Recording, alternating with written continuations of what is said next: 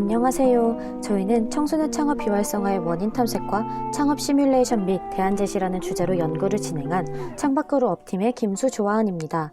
저희는 크게 연구 주제와 소개, 이론 연구, 실습, 결론의 순서로 발표를 진행하겠습니다.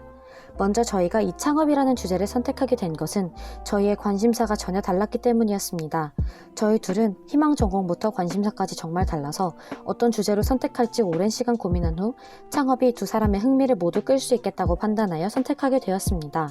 저희는 청소년들의 창업에 대해 깊게 연구하면서 사회는 청소년 창업에 대해 얼마나 관심을 가지고 있는지, 학생들은 어떻게 생각하는지에 대해 알고 싶었고, 청년들의 창업과는 어떻게 다른지 알아가길 원했습니다. 저희는 이론 연구를 먼저 진행했습니다. 청소년 창업이 왜 필요한지에 대해서 두 가지 관점으로 나누어 고민했습니다. 첫 번째는 창업 자체에 초점을 맞추어 보았습니다.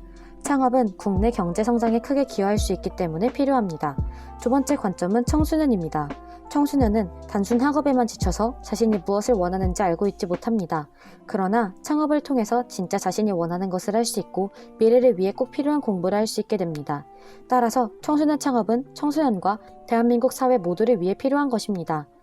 국내의 창업 현황을 보았을 때 신생기업이 오르고 있기 때문에 창업 비활성화가 심각하지 않다고 생각하실 수 있습니다. 그러나 조금 더 깊이 들어가면 그 심각성을 느끼실 수 있습니다. 지난번 신생기업은 거의 100만 가까이 늘었으나 소멸기업이 많아 실제 기업은 30만밖에 오르지 못한 통계가 있습니다. 또한 5년 이상 생존율은 단 29.2%로 아주 낮았습니다. 또한 대표자의 연령별 활동에서 50대와 30대 미만의 인원차는 10배 가까이 됩니다. 청년 세대에서의 창업이 많이 없는 것을 알 수 있습니다. 따라서 우리는 창업에 더 관심을 가져야 합니다. 저희는 청소년 창업 인식도를 알아보기 위해 모교인 2의 학교 학생들과 선생님 5분, 총 43명을 대상으로 설문을 진행했습니다. 1번 문항은 창업에 대한 인식도 조사였습니다. 보시는 것처럼 모든 학생들이 창업에 대해 접한 적은 있었습니다. 2번 문항은 창업에 대한 관심도 조사였습니다. 절반 정도가 창업을 하고 싶다고 밝혔고 하기 싫거나 관심 없는 경우는 각각 12명, 9명이었습니다. 3번 문항은 10대 창업에 대한 인식조사입니다. 절반 정도가 이른 나이라고 생각했고 적절하다고 생각하는 사람은 16명 정도로 비슷했습니다. 이르다고 선택한 이유는 판단 미성숙이 가장 큰 원인으로 꼽혔습니다. 설문 결과를 통해 알 수 있는 점은 청소년들이 창업에 대해 무지하지는 않다는 것입니다. 또한 과반수가 창업에 관심이 있다고는 했으나 10대 창업은 불가능하다고 생각하는 경향이 많았습니다. 그 이유는 청소년은 아직 성숙한 판단을 내릴 수 있는 나이가 아니라고 생각하기 때문입니다.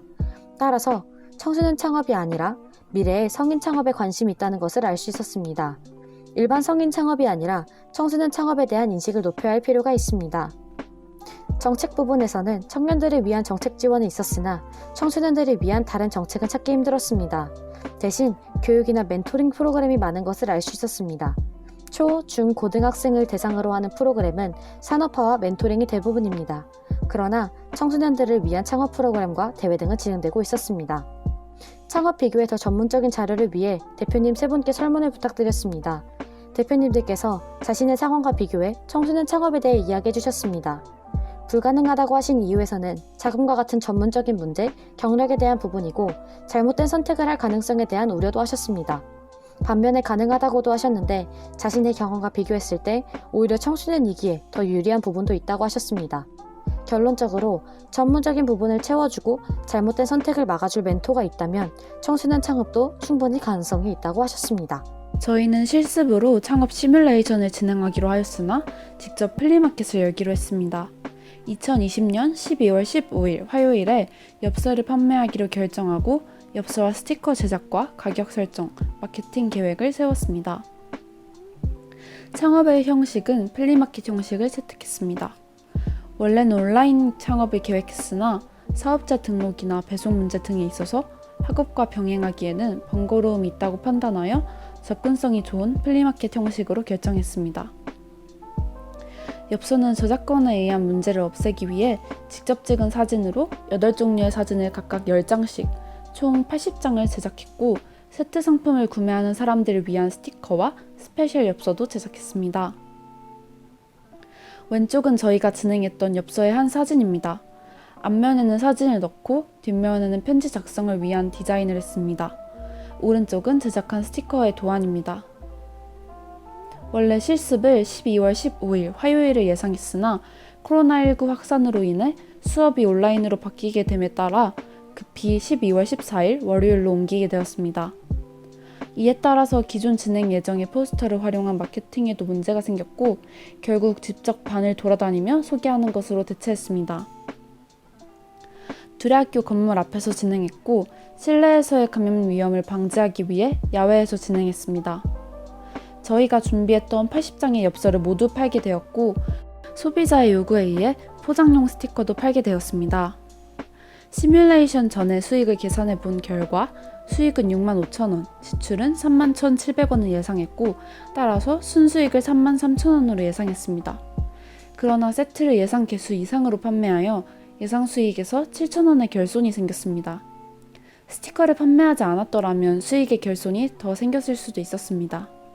따라서 최종으로 수익 58,000원, 지출 31,700원으로 순수익 26,300원을 얻게 되었습니다.